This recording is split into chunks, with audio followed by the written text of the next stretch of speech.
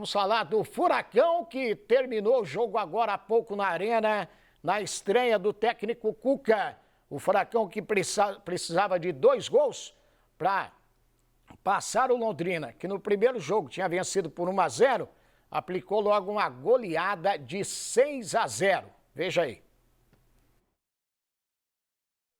Jogo na Arena, os melhores momentos. Comentou o jogo, Felipe Dalck? Comentei. Estava na Arena da Baixada até agora há pouco, viu, Osmar? O Marcelo também narrou o jogo, né? Também.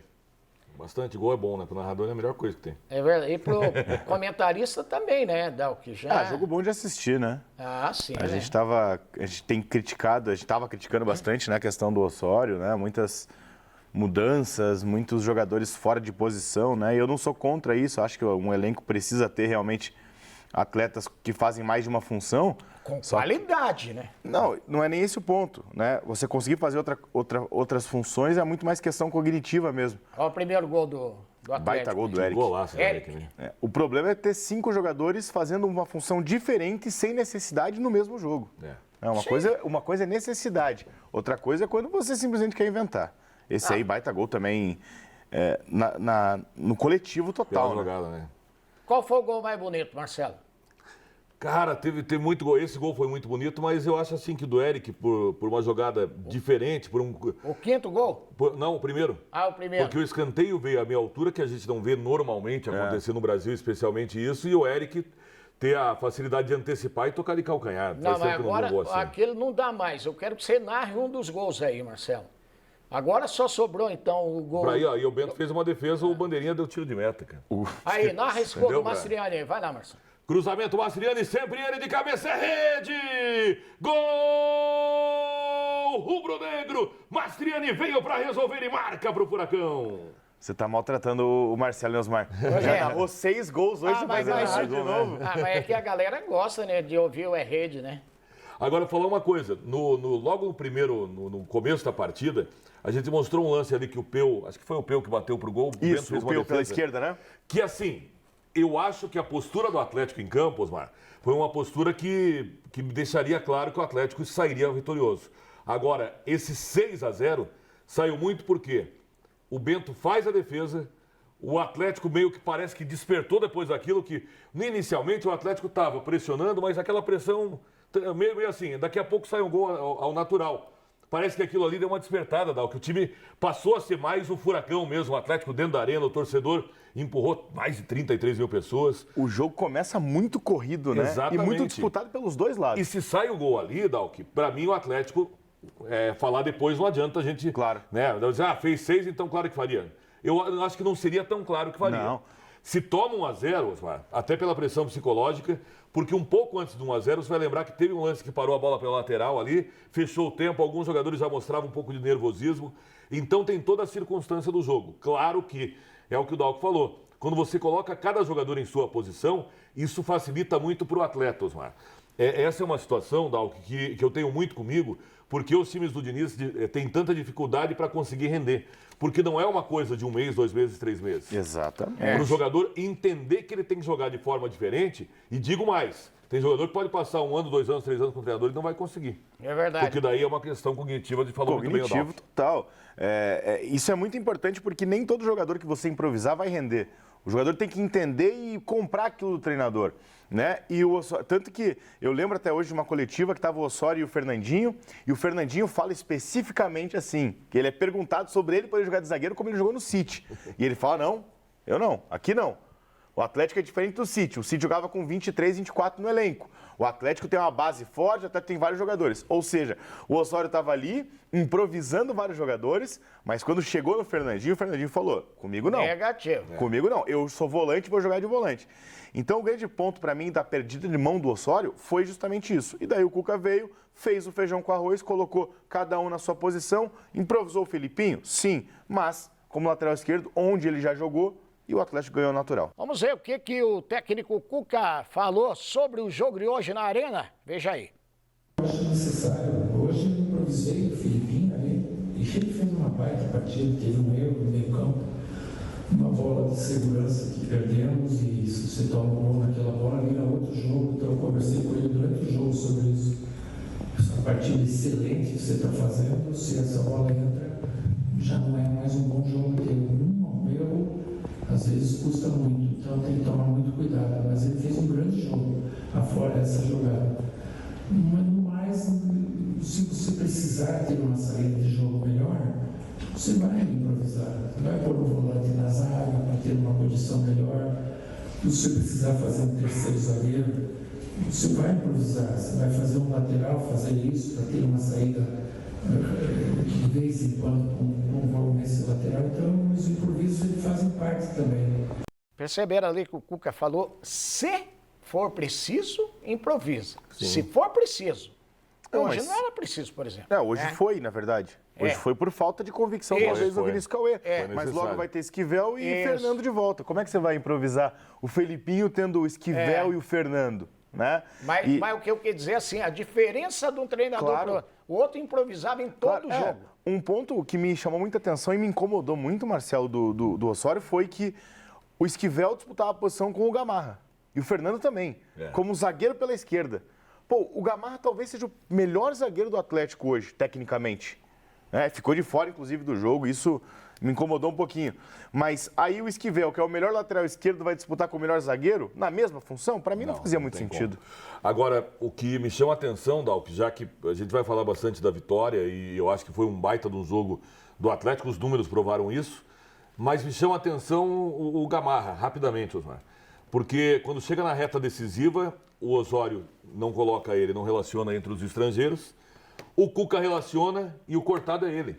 Então, me chama a atenção isso. Para mim, com todo o respeito ao histórico do Thiago Heleno, que tem que ser respeitado, é um zagueiro importante na história do Atlético, talvez até seja o zagueiro da história do Atlético, por tudo que já conquistou. Tiveram grandes zagueiros. Eu Na ainda minha tava de opinião, Belini e tal, mas para Sim. mim, o Thiago Heleno estaria pelo menos nessa dupla de zaga aí.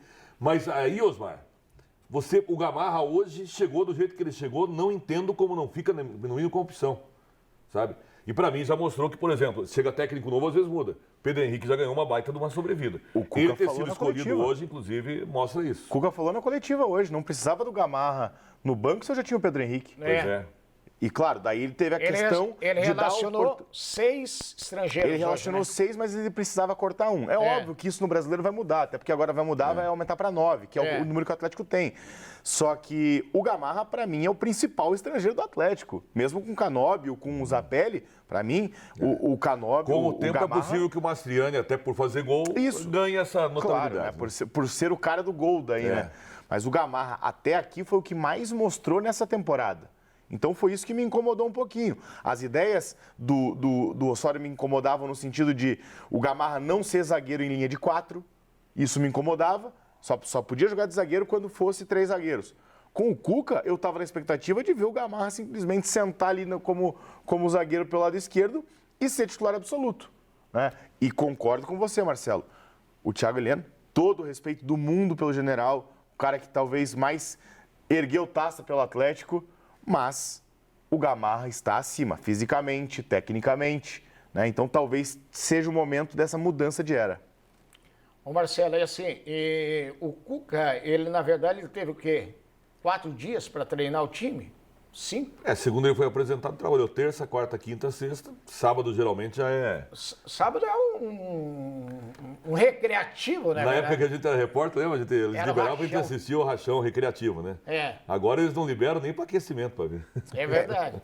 Não, mas o que eu queria dizer assim, você imagina agora, porque nós vamos ter os jogos agora, o primeiro jogo da semifinal, semana que vem. Isso, final de semana. Depois tem data FIFA.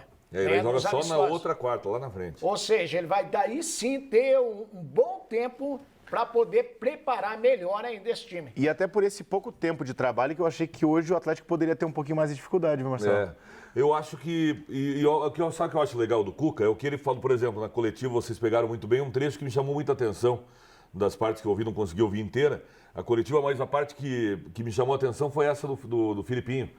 Que ele diz, eu chamei o Filipinho e falei, e é uma realidade, infelizmente, no futebol é assim, né? Nos 90 minutos o Filipinho fez um jogo ok. Não achei que foi uma maravilha como lateral, mas não comprometeu. Ia comprometer numa falha, porque era 3 contra 2, o Londrina teve uma falha, o Carlson demora na decisão e aí eles perdem a chance do gol. Se toma o gol, o Cuca falou, mesmo ganhando, goleando, ficava aquela marca, o Filipinho por ali.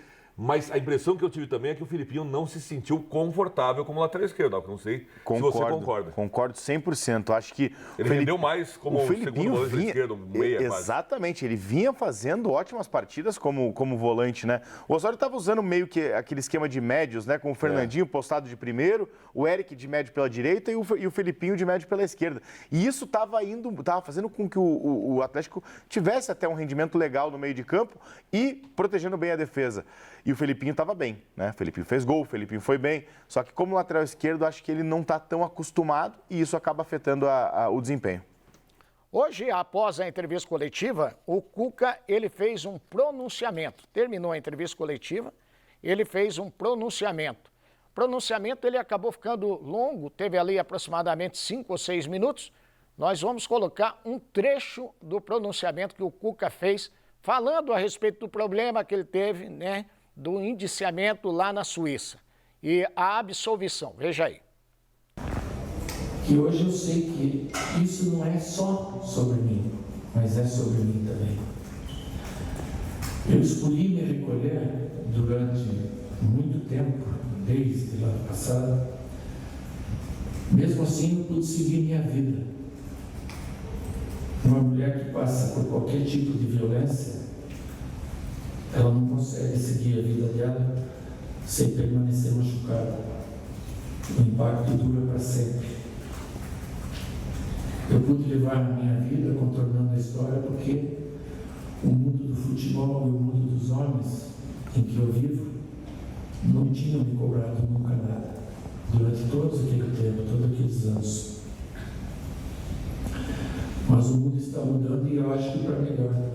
E por isso eu estou me dando conta de que não adianta eu ser um grande treinador, um grande pai, um grande avô, um grande marido, um grande irmão, um grande esposo, se eu não entender que o mundo é feito de outras coisas além do futebol e que eu faço parte dessas coisas também. Eu enxergava os problemas, sabe? Inclusive os recorrentes aqui no nosso universo do futebol e dos homens. Mas eu me calei porque a sociedade também permitia que um homem se calasse. Permitia. Agora eu entendo mesmo, sem ainda conseguir me aprofundar para falar do jeito certo, eu entendo que não posso mais me recolher e ficar calado, porque o silêncio, ele soa como covardia. Não.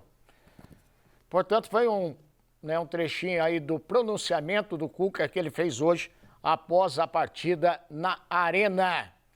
Vamos fazer o seguinte, nós temos que falar ainda do Coritiba, temos que falar ainda dos gols do Dogão. Lembrando, né, o adversário do Atlético na semifinal do Campeonato Paranaense vai sair do jogo de amanhã entre Operário e Azures.